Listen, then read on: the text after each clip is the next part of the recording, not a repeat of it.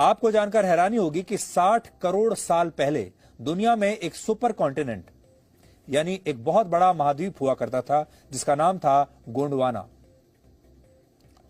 जो उस समय पूरी पृथ्वी के 20% हिस्से के बराबर था। और आज का पूरा भारतीय उपमहाद्वीप दक्षिण America, Africa, Antarctica, Australia, New Zealand और अरेबियन पेनिनसुला इसी गोंडवाना लैंड का हिस्सा हुआ करते थे। लगभग 20 करोड़ वर्ष पहले पृथ्वी के नीचे मौजूद टेक्टोनिक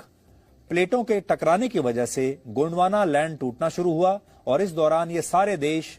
महाद्वीप और उपमहाद्वीप अस्तित्व में आने लगे। और इस सुपर कॉन्टिनेंट का नाम गोंडवाना गोंड आदिवासी लोगों के नाम पर ही रखा गया था, जिनकी पहचान मध्य भारत से जुड़ी हुई है,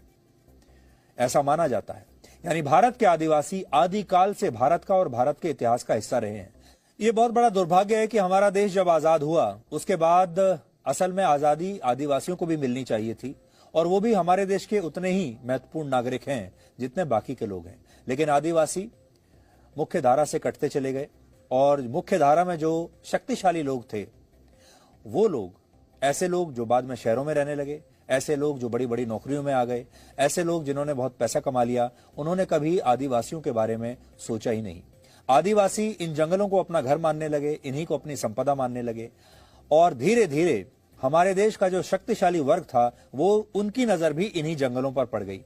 अब बड़ी बात यह है कि ये जंगल आखिर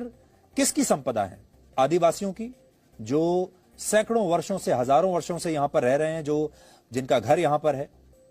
या उद्योगपतियों की जो वहां से पैसा कमाना चाहते हैं, या सरकारों की जो अब वहां सरकार है तो वो ये कहते हैं कि ये इलाका हमारा हुआ। तो ये इलाका है किसका?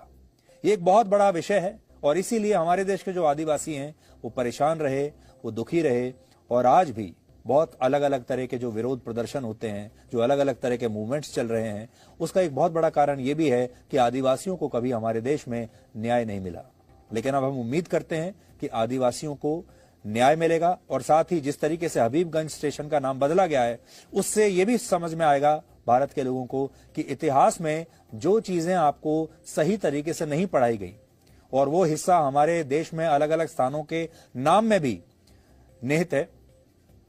उन सब चीजों को, उन गलतियों को अब सुधारा जा रहा है, अब उन्हें ठीक किया जा रहा है। और इतिहास में जिन लोगों को सम्मान मिलना चाहिए था, इतिहास में जिन लोगों को हमें वाकई में असल में याद करना चाहिए था, अब उन लोगों के बारे में आपको फिर से बताया जा रहा है, और इसीलिए इन जगहों के नाम भी बदले गए।